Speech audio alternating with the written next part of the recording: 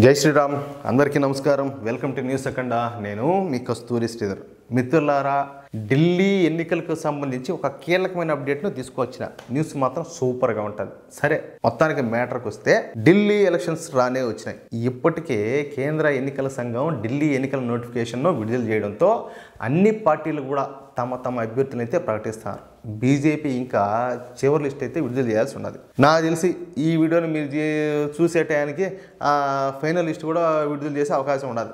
అయితే ఎప్పుడైనా కానీ ఢిల్లీ అసెంబ్లీ ఎన్నికల్లో ద్విముఖ పోటీనే ఉంటా వచ్చింది. అంటే నాకు తెలిసి ఒక రెండు ప్రధాన పార్టీల మధ్య, అంటే ఇప్పుడు కాంగ్రెస్ పార్టీ బీజేపీకి మధ్యన పోటీ ఉంటా వచ్చింది ముందైతే.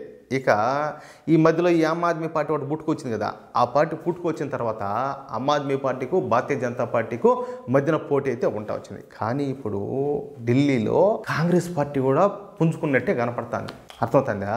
అంటే ఈసారి ఈ ఢిల్లీ ఎన్నికల్లో కాంగ్రెస్ పార్టీకు పెద్దగా సీట్లు రాకపోయినప్పటికీ ఓట్ల శాతం మాత్రం పెరిగే అవకాశం అయితే ఉన్నది. ముఖ్యంగా ముస్లింలు, క్రిస్టియన్ల ఓట్లను కాంగ్రెస్ పార్టీ చీల్చుకునే అవకాశం అయితే ఉన్నది. ఎందుకంటే మీకు తెలిసిందే, ఈ హిందువుల మీద, హిందూ సమాజం మీద ఆయన ఎటువంటి కామెంట్లు చేశాడు, ఎవరు ఈ ఫిరోజ్ జహంగీర్ గాంధీ మనవడు అనేది మీకు తెలుసు. ఏమంటారా? సరే, వీళ్ళంతా కూడా ఎవరు ఈ ముస్లింలు కావచ్చు, క్రిస్టియన్లు కావచ్చు, వీళ్ళంతా కూడా నిన్నటి వరకు ఈ ఆమ్ ఆద్మీ పార్టీకి ఓటేసిన వాళ్ళే. ఏది ఆ పార్టీ పుట్టిన తర్వాత, ఆ పార్టీ ఎలక్షన్స్ లేక వచ్చిన తర్వాత. కానీ ఇప్పుడు వీళ్ళలో కొంత శాతం మంది ఈసారి కాంగ్రెస్ పార్టీకి ఓటేనన్నట్టు తెలుస్తుంది. ఆప్కా ఒపీనియన్ అనే సర్వే సంస్థ చేస్తున్నటువంటి సర్వేలలో భారతీయ జనతా పార్టీకు అత్యధికంగా 39 స్థానాలు రానున్నాయని, అదేవిధంగా ఈ ఆమ్ ఆద్మీ పార్టీకు 25 సీట్లు రానున్నాయని, ఇకపోతే కాంగ్రెస్ మరియు ఇతరులకు అంటే ఏంది చిన్న చిన్న పార్టీలు ఉంటాయి, లేకపోతే ఇండిపెండెంట్గా పోటీ చేస్తూ ఉంటారు, అటు వాళ్ళకనమాట ఒక 6 సీట్లు రానున్నాయని చెప్పేసి ఈ సర్వే సంస్థ అయితే ఒపీనియన్స్ పోల్స్ అయితే బయట పెట్టింది. సరే, ఇంకా అసలు మ్యాటర్కి వస్తే ఈ ఢిల్లీ ఎన్నికల సందర్భంగా ఒక వీడియో ఇప్పుడు బాగా వైరల్ అవుతుంది.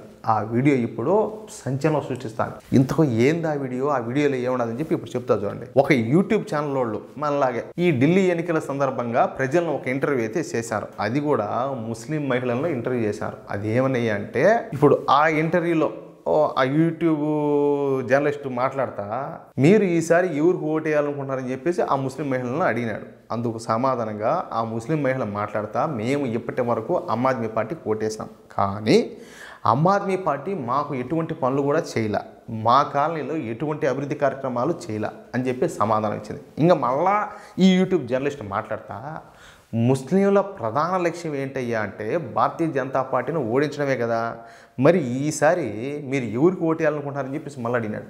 ఏందో అంత దోలానందం, అంత ఏందో మరి చూడండి. అందుకు సమాధానంగా ఆ మహిళ మాట్లాడతా, ఇది నిజంగా అర్థరహితమైన ప్రశ్న. ప్రతిసారి ముస్లింలకు ఈ విధంగా ఏదో ఒకటి చెప్పి, ఏదో విధంగా మమ్మల్ని రెచ్చగొట్టి ఈ పార్టీలన్నీ కూడా మా ఓట్లను అయితే దండుకుంటున్నాయి. బీజేపీ మాకు చాలా అభివృద్ధి పనులు అయితే చేసి పెట్టింది, కానీ బీజేపీ మీద ఈ విధంగా విషం కక్కడం అయితే ఏమీ బాగలేదని చెప్పేసి ఏలా మొహం పగిలి పెట్టాడు సమాధానం చెప్పింది. అందుకు బదులుగా మళ్ళా ఆ జర్నలిస్ట్ మాట్లాడతా, మీకు నరేంద్ర మోడీ ఉచితంగా రేషన్ ఇస్తున్నారా అని చెప్పేసి అడిగినాడు.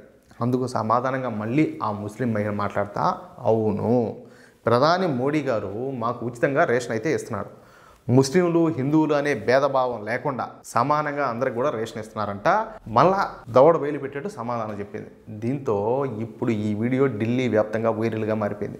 అంటే ముస్లింలలో కూడా ఆలోచన పరులు ఉన్నారు, వాళ్ళలో కొంతమంది బీజేపీ వైపు ఉండారనే విషయం అయితే ఈ వీడియో ద్వారా తేటతెల్లం అయిపోయింది. అదేనైనా నాకు తెలిసి నేను చెప్తున్నా, నేను ఇప్పుడు హిందువులు ఉన్నారు, హిందువుల్లో కూడా చాలామంది వాళ్ళ స్వార్థం కోసము కేవలం డబ్బు సంపాదన, లేకపోతే ఇంకోటి అన్నట్టు చాలామంది హిందూ ధర్మానికి వ్యతిరేకంగా, దేశానికి వ్యతిరేకంగా పనిచేసే వాళ్ళు కూడా ఉన్నారు. అవునా కదా? మీరు కూడా ఒకసారి ఆలోచించండి. అదేవిధంగా మిగతా మతాల్లో కూడా ఉన్నారు. కొంచెం కాదంటే ఈ సంఖ్య అనేది కొంచెం ఎక్కువ తక్కువ ఉంటుంది. నేను ఏ మతానికి కూడా నేను వ్యతిరేకం కాదు. ఎవరైతే ఈ దేశం కోసం నిలబడతారో వాళ్ళని ఖచ్చితంగా నేను సపోర్ట్ చేస్తా. నేను చెప్పినా కదా గతంలో కూడా, ఇప్పుడు ఇండియన్ ఆర్మీలో కూడా ముస్లింలు ఉన్నారు, క్రిస్టియన్లు ఉన్నారు, హిందువులు ఉన్నారు, సిక్కులు ఉన్నారు, అందరూ ఉన్నారు. అంటే వాళ్ళకి దేశం మీద ప్రేమ ఉంటేనే కదా ఇండియన్ ఆర్మీ లేకపోతారు. అట్లాగే వివిధ బాధ్యతల్లో ఉన్నారు. అట్లా అన్నమాట మ్యాటర్. ఇక్కడ మతం అనేది కాదు.